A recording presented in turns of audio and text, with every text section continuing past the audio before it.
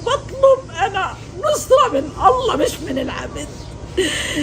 اطلب من رب العالمين هو اللي ينصر ويجيب حق أطفال حبيب قلبي محمد. أنا اللي ربيته محمد. حرقت على أكثر من ابن نفسه. I haven't seen my son for 580 days. I haven't heard his voice for 580 days. So I wish that no mother will know my pain. সীমান্তের দুপাশে দুজন মা, একজন চোখের সামনে ছেলে নাতি সহ পুরো পরিবারের নির্মম মৃত্যুর সাক্ষী, সহায় সম্বল হারিয়ে নিঃস্ব ফিলিস্তিনি নারী। অন্যজন ইসরায়েলি মা, যিনি 1.5 বছর ধরে সন্তানকে চোখে না দেখলেও অন্তত এটুকু জানেন যে সন্তান বেঁচে আছে, আশায় আছেন একদিন সন্তান ফিরবে। কেসারেন শেকড় থেকে শিখরে।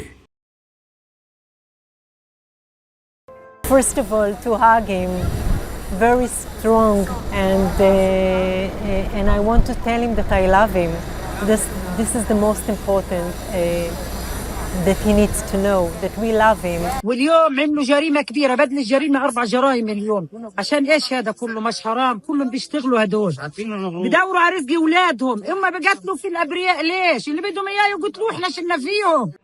কোন দাড়িপাল্লায় মেপে বলা সম্ভব যে সন্তানের সাথে বিচ্ছেদ কোন মাকে বেশি কাঁদিয়েছে? দশকের পর দশক ধরে ফিলিস্তিনে ধ্বংসযজ্ঞ নতুন কিছু না হলেও আগ্রাসন চালানো ইসরায়েলের জন্য অবশ্য এ এক নতুন অভিজ্ঞতা। 2023 সালের 7 অক্টোবর ইসরায়েলি ভূখণ্ডে হামাসের হামলায় নিহত হয় 1200। অপহৃত অর্ধশতাধিক এখনও বন্দী। 1.5 বছর ধরে ইসরায়েলি মায়েরা অপেক্ষায় সন্তান ফেরার। My son is being tortured every day. My son is being starved. He's held by chains in his legs. And he has a life-threatening injury. He has shrap nails all over his body and in his eye, and he can't see in one eye. My son is in terrible conditions. অন্যদিকে 7 অক্টোবরের হামলার প্রতিশোধ হিসেবে গাজায় 1.5 বছরের বেশি সময় ধরে ইসরায়েলি আগ্রাসনে প্রাণ গেছে প্রায় 53,000 ফিলিস্তিনির, যাদের বেশিরভাগই নারী ও শিশু।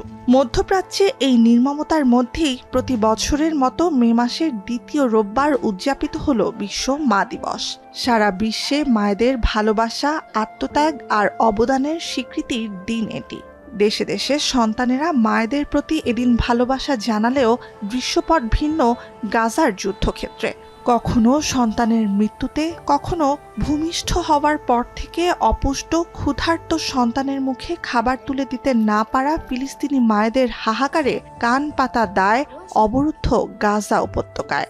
لدرجة إنه كان نفسي أصرخ للعالم كله انقذوا بنتي من الموت، انقذوا، وعملت مناشدات وطلعت في مناشدات عشان ينقذوا بنتي بس ما حدش يعني فيش إشي ناكله، فيش طحين ولا في أكل ولا شرب. صرنا نفكر إيش بدنا نعمل، إيش بدنا ناكل. جبنا المعكرونة نقعناها.